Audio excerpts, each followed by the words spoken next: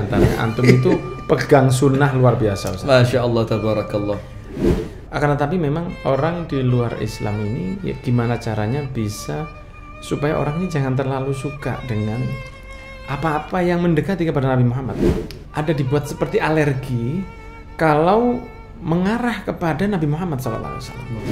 Dan tentu yang paling utama harapan kami seperti yang antum pernah sampaikan di video antum. Jadi ada sunnah yang bisa melekat 24 jam. Masya Allah, betul. Tapi yang penting tidak lain dan tidak bukan kita melakukan ini ingin menyamai sunnah Rasulullah SAW. Antum mungkin sering dibully, Ustaz. Nah. Ada enggak cerita-cerita pembulian entah itu di sosmed atau di komentar yang menghina? Ya mohon dimaafkan, Ustaz ya. Mohon dimaafkan. Nah, terus kapan lagi Allah membela kita ketika kita dihina oleh orang lain kecuali ketika kita mengamalkan sunnah? Maka seakan-akan kita ini GR. Betul. Aku iki sopo sampai yang membela itu langsung adalah Allah Subhanahu wa taala.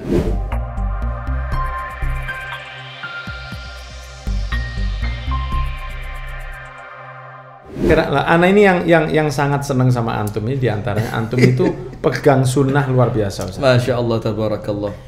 Ana bukannya tidak mau memanjangkan jenggot, tapi memang jatahnya cuma segini, Ustaz. Tapi kan Rasulullah SAW juga berjenggot. Ya. Rasulullah SAW juga berjenggot dan Nabi Muhammad SAW sangat perhatian sama jenggotnya. Akan tetapi memang orang di luar Islam ini ya, gimana caranya bisa supaya orang ini jangan terlalu suka dengan apa-apa yang mendekati kepada Nabi Muhammad, karena kan mereka senang melihat figur-figur yang dipilih Muslim itu kalau bisa jangan Muslim, ya, sehingga ada dibuat seperti alergi kalau mengarah kepada Nabi Muhammad SAW. Seperti sarung yang di atas mata kaki, kemudian jenggot yang lebih panjang, itu kan sebetulnya itu yang diajarkan oleh Nabi Muhammad SAW. Nah, ana tidak bisa sepanjang antum, memang sebegini jatahannya. Ada minyaknya. Oh, ada minyaknya. Tidak terlalu memaksa begitu. Saya takutnya nanti keluar di sini. Nah, kira-kira antum yang sudah menjaga ini mulai kapan, Ustaz? Antum memelihara jenggot ini mulai kapan? Sebelum Anda jawab, ada kisah lucu dulu. Oh, iya. Ana zaman kira-kira 11 tahun yang lalu diminta oleh Ustadz Abdullah Hadromi itu Malang. Nah, ngisi di Masjid An-Nur Jagalan. Dan diminta waktu itu temanya akhlak para salaf. Ana maju mundur, dateng nggak, bukan masalah temanya, karena berbicara masalah akhlak itu tentu semua orang seneng kan, karena akhlak itu sesuatu yang baik. Tapi yang jadi masalah satu, jenggot ana barusan ana tipisin abis. Jadi tipis abis, kemudian diundang ngisi akhlak para salaf. Ana mikir salaf mana yang nggak berjenggot gitu kan? Iya. Ini sakjane iso metu tapi kemudian dicukur. Iya. Tapi karena yang minta Ustadz Abdullah, bismillah ana berangkat lah. Akhirnya ngisi tema akhlak para salaf dalam keadaan jenggot barusan dirapiin dan ngerapiinnya setengah mati. Bukan setengah mati. Wis udah habis, sudah tinggal tipis saja. Nggak bisa dipaksa cepat keluar, nggak bisa. Itu masalahnya. Ana minta tunda pengajian bulan depan, nggak bisa gitu kan. Nah, sudah walhasil sekarang kalau ana lihat video itu ana tunggu yude. Ya Allah, ana pernah dengan jenggot setipis ini gitu, dan gaya ngomong itu suka yo. Iya. Di antara akhlak para salafus saleh. Masya Allah, walhasil itulah masa lalu, kira-kira 11 tahun yang lalu. Tapi sekarang alhamdulillah sudah merasa nyaman dengan berjenggot seperti ini. Dan tentu yang paling utama harapan kami seperti yang antum pernah sampaikan di video antum. Jadi ada sunnah yang bisa melekat 24 jam. Masya Allah, betul. Yaitu jenggot ini. Dan tetap terkadang pun juga sesekali dirapikan. Dan kontrolnya itu pada Umi. Oh gitu. Jadi Umi itu kalau sudah Ibu ngomong, antum? Umi itu kalau ngomong gini, Mama ana kalau ngomong, nak kok ketoke wis wayahe dindekno. Wayahnya di kecil, wayahnya di anu ya. Itu sudah waktunya di. Wayahnya itu. Kok kelihatannya sudah nampaknya perlu dirapikan. Berarti ana rasa sudah terlalu panjang. Maka ana potong sendiri, tapi ana potong sendiri, ana lihat kaca, rapikan. Nampaknya rapi, yang pantas dan ana keluarin. Nah, artinya dari jenggot ini Beb, yang kami harapkan tidak lain dan tidak bukan tambah ganteng, jadi yo gawanane selek sudah. Ndak tambah ganteng yo ndak, dibilang tambah keren yo ndak juga, dibilang ngikutin siapa juga ndak, kecuali hanya ingin menghidupkan ada dalam diri kita itu yang menempel sunnah Rasulullah SAW yang kalaupun nanti di saat kita meninggal dunia ternyata semua amal tertolak, mudah-mudahan. Siapa tahu. Mudah-mudahan kan, Betul, mudah-mudahan betul. Kita dibela oleh jenggot ini, bahwa Benar. jenggot ini yang menjadikan kita kok nampaknya pantas dianggap jadi umatnya Nabi Muhammad SAW, terlepas dari hukum wajib atau sunnah Sunnahnya. atau hukum yang lain. Tapi yang penting tidak lain dan tidak bukan kita melakukan ini ingin menyamai Betul, sunnah sesuatu. Rasulullah SAW. Dan subhanallahnya bukan hanya dari sisi sunnah Ustadz ya. Ini ana karena ndak apa loh Ustadz. Ini ada dari beberapa hal yang diteliti oleh Yale University of United States of America. Itu yang loh, harus gitu ngomongnya Pak. Spellingnya harus pas ya. Iya, gimana Pak Heru? Bahasa Inggrisnya lumayan ya. Pokoknya. Seolah-olah mantap. Jadi ada beberapa hal Ustadz ya dari penelitian dari Yale University, kan mereka Yale ini Yale ya. Ini ada beberapa yang malah orang-orang non Muslim ini meneliti tentang itu, diantaranya satu untuk mencegah penuaan dini.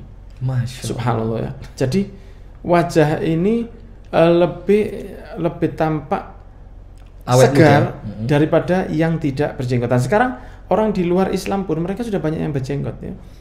Walaupun masih kita lebih milih seperti teman TK saya Karim Benzema, itu kan jenggotnya tipis sekali. Muhammad Salah itu kan kampung sini dulu, anak Soleh, sebetulnya namanya Soleh, cuma pindah sana namanya Salah, memang nggak benar-benar salah terus.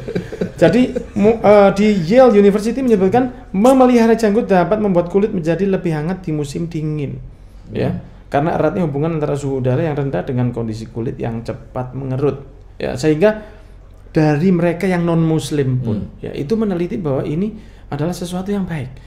Yang berikutnya juga ada mencegah jerawat. Jadi kalau ada jerawat itu kan bisa ketutupan. Ini enggak, kamu besar kemungkinan semakin halus jika dilindungi oleh jenggot. Kemudian diantaranya juga penelitiannya menjaga kelembapan kulit. Subhanallah. Kan kalau kita hidup di Indonesia, di mana kita dilewati oleh garis khatulistiwa, kita yang di sini ini udara itu lebih standar ya Ustaz ya. Kan antara 30, 35. Mungkin kalau antum di Kota Batu, kita yang di Kabupaten Malang, kabupaten terindah di dunia ini, Masya Allah. itu standarnya bisa antara 20, 25. Kalau pagi mungkin di Batu masih kadang-kadang sampai 10 ya. Kadang-kadang sampai 12, 13, 14, 15 derajat. Dingin. Akan tetapi kalau orang-orang yang di luar itu kan ekstrim. Suhunya itu ekstrim. Seperti di Eropa itu ada 4 musim. Kalau di Jazirah Arab ada 2 musim yang panas dan dingin. Sehingga kalau musim panas sekali, kalau musim dingin sekali. Seperti waktu dulu antum sendiri sering umroh, dan kita doakan para pemirsa ini juga segera berangkat umroh dan haji ya. Sehingga ketika orang sampai di Mekah itu kan adalah musim dingin. Dinginnya itu kan tidak seperti dingin di sini, ekstrim ya. Sehingga Rasulullah SAW sudah mengajarkan diantaranya keistimewaan ya, menjaga kelembapan kulit. Ada juga mengurangi penyakit pada gusi. Subhanallah. Jadi tidak ada yang diperintah atau dicontohkan Rasul yang muspra. Nah, muspra itu apa sih bahasa? Sia-sia. Muspro ya bahasa Jawa, muspro. Juga menghindari infeksi bakteri infeksi pada pori-pori. Subhanallah. Jadi memang walaupun semua yang melihat video ini, kecuali yang perempuan mungkin ya, yang laki-laki itu dianjurkan untuk mengeluarkan jenggot walaupun sedikit. Dan antum mungkin sering dibully Ustaz. Ada enggak cerita-cerita pembulian, entah itu di sosmed atau di komentar yang menghina? Ya mohon dimaafkan Ustaz ya. Mohon dimaafkan. Kira-kira pernah enggak kisah-kisah menghina jenggot itu, pernah enggak? Kalau kisah mengenai jenggot ini tentu ada saja.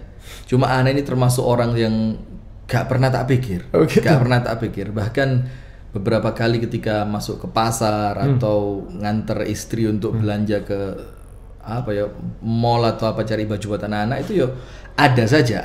Cuma kemudian saya mikirnya itu ketika sekedar dihina hanya masalah jenggot, bahasa kerennya dicibir. Ini terlalu ringan. Terlalu ringan hanya dicibir untuk mempertahankan sesuatu yang bernilai sunnah. Masya Allah. Mau dinyek kayak dibilang kayak kambing, atau ada orang tiba-tiba mbek gitu kan. Itu anak anggap Tidak ada apa-apa ini, tidak ada apa-apanya ini. Dalam keadaan ketika kita mempertahankan ini, nanti kita akan mendapatkan sesuatu yang besar, yaitu membahagiakan Rasulullah SAW seperti yang antum sampaikan tadi, atau kemudian kita ini berusaha mengikuti apa yang Rasulullah ajarkan. Rasulullah perintahkan panjangkan jenggotmu, pendekkan kumismu. Nah, kemudian Rasulullah SAW juga memberikan contoh kepada kita memiliki jenggot yang sangat lebat, begitu kan? Maka artinya ketika sekedar dicibir, dibully, dibilang kayak embek, Allah, ini bukan sesuatu yang wah gitu. Kemudian nggak sampai fisik menyakiti fisik, nggak sampai menyakiti fisik. Bahkan kalau sampai kemudian sampai muncul kalimat-kalimat yang merendahkan, itu dalam hati ini jujur Beb, bukan kemudian kita merasa marah karena hinaan itu, tapi merasa merasa kesian kepada orang. Kamu kesian kalau kamu tahu keutamaannya, mungkin kamu jadi orang yang paling awal membela jenggot ini. Jadi dalam hati itu, ya mudah-mudahan Allah kasih hidayah supaya kamu ngerti bagaimana keutamaan jenggot. Jadi kalau milih secara pribadi saja, ya milih mendingan dilepas aja jenggot itu, lebih kelihatan. Mungkin tapi karena ada sesuatu yang kita bela dari jenggot ini. Bahkan sampai ada ancaman di dalam ayat Al-Qur'an itu, Qul abillahi wa bi ayatihi wa bi rasulihi kuntum tastahzi'un la ta'tadhiru faqad kafartum ba'da imanikum. Ini ayat yang sangat berat yang menunjukkan apakah dengan Allah, dengan ayat-ayat Allah, dengan Rasulnya Sallallahu Alaihi Wasallam kalian jadikan bahan olok-olokan, sampai Allah Ta'ala itu yang seakan-akan membela kita. Allah bilang la ta'tadhiru, jangan kamu minta maaf. Kenapa? Karena engkau dianggap telah kufur setelah sebelumnya engkau beriman. Jadi ayat ini Ana tidak kemudian membicarakan secara tafsirnya karena juga Anda ngerti juga, tapi kemudian seakan-akan ketika Allah mengucapkan itu dalam firman-Nya, Allah itu membelain kita.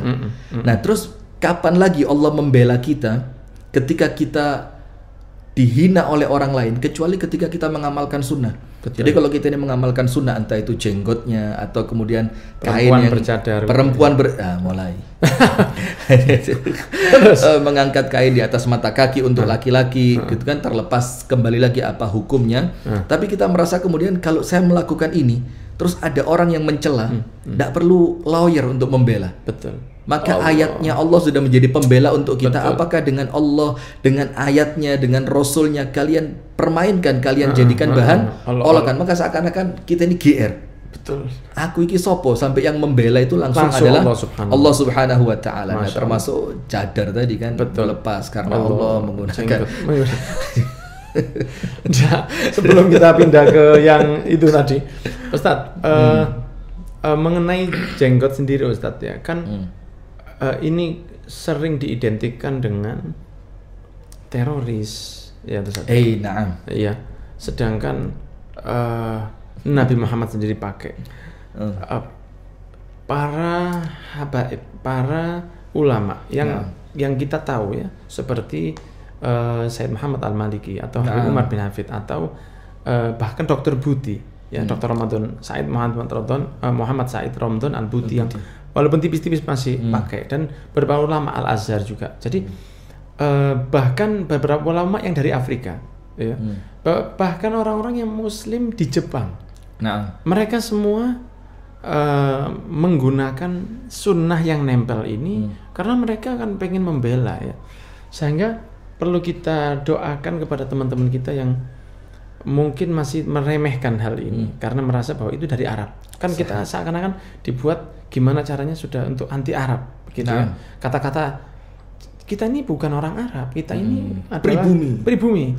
Jadi Islam itu jangan dibawa ke Arab. Padahal sebenarnya kita mengikuti Rasul itu, kalau seandainya Rasul turun di Jepang, kita juga akan niru gaya Rasul bergaya Jepang. Yang kita ikut itu kan Rasulnya, bukan Arabnya, bukan itu daerahnya. Masya Allah. Jadi jazakallah khair atas informasi ya, walaupun singkat ini, tapi saya ajak semua yang melihat video ini, kalau ada niatan untuk memperpanjang jenggot, panjangkan walaupun satu helai. Walaupun satu helai. Tapi kalau niat dari kita ada ingin meniru kepada Nabi Muhammad, siapa tahu dari sini kan kita pegang HP terus Ustaz. Ya toh, kita pegang Instagram terus ya. Itu saya antum tidak seperti itu. Ketika kita terus bersosmed itu paling tidak ada yang mengimbangi supaya ketika saya masih tidak 100% ingat kepada Allah, ada yang mengingatkan saya kepada Allah Subhanahu Masya wa Allah, ta'ala. tabarakallah. Masya Allah. Anda punya satu cerita ini.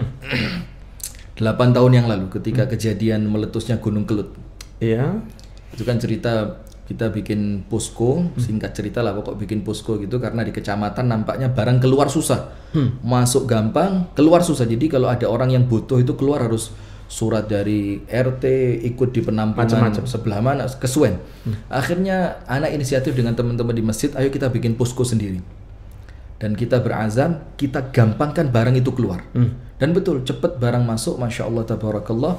Ada yang kirim telur, ada yang kirim beras, ada yang kirim perlengkapan bayi segala macam. Dan orang minta langsung kasih, langsung kasih, langsung kasih. Karena kita tahu kondisinya genting. Suatu hari ketika keadaan mulai nyaman, banyak warga yang sudah mulai pulang ke rumahnya masing-masing, ada orang tua bawa sepeda pancal hordok. Iya. Sepeda pancal zaman dulu hordok. Kemudian di belakangnya ada Hotdog tali. itu bukannya makanan yang panjang ya? Itu hotdog. Oh, hotdog. Gimana? Sudah dia masuk ke masjid. Qadarullah pas sana yang jaga di posko itu. Sudah dia datang. Jenggot Masya Allah. Iya. Muka biasa tetap seperti sekarang, kumus-kumus gitu. Sudah bapak itu bilang, Mas, ini ada anak saya perempuan dan bayinya di rumah tidak bisa keluar, tapi tidak bisa minta bantuan. Boleh tidak saya ambil buat anak sama cucu saya? Saya kasih kresek warna merah, tak suruh ambil sendiri. Wis gudangnya di mburi, saya bilang, panjenengan Joko Dewi kebe ono butuh ya apa? Ambil aja, bebas. Wis, ambil sudah, panjenengan butuhnya apa ambil aja. Mau ambil susu, mau ambil beras, mau ambil telur kalau tempatnya cukup, pokok sampai penuh. Iya. Berangkat dia ke belakang, masuk ke gudang, dia isi, tidak tahu udah apa isinya, pokok tidak lama dia keluar dengan kresek yang penuh terisi, diikat di belakang. Sebelum dia pulang dia bilang apa? Mas, sampean mang tak kira kau werengi. Katanya begitu. Tak kira kau werengi. Tapi Masya Allah tiba no beneh gitu. Itu kalau bahasa Indonesia itu, Anda tadi ini saya kira dengan perawakan Anda yang jenggotnya panjang, saya kira itu orangnya serem gitu. Serem. Ternyata Masya Allah juga Orangnya menurut baik. beliau baik hati. Nah, Baik. maka sekali. dengan itu artinya apa? Artinya kadang-kadang orang itu melihat kita dari tampilan fisik. Dan kita tidak boleh nyalain mereka juga. Betul. Tapi harus kita tunjukkan kepada mereka fisik yang semacam ini, sunnah Rasulullah yang kita sedang tampakkan di hadapan mereka itu juga menunjukkan sunnah yang lain, yang murah senyum, yang kemudian ramah kepada orang lain, yang kemudian gemar membantu. Nah, maka Anda tidak terlalu muluk-muluk lah dengan bahasa membela sunnah. Oh, kita ini siapa membela sunnah? Tapi berharapnya kita dengan sunnah ini kita nanti akan dibela. Nah. Jadi justru dibalik saja, bukan kita ini sok pembela ini dengan jenggot ini membela sunnah. Kon sopo gitu kan. Nah, maka justru harapannya justru dengan jenggot ini mudah-mudahan nanti sunnah ini yang membela kita di hadapan Allah dan diakui sebagai umatnya Rasulullah sallallahu alaihi wasallam. Jazakallahu khair.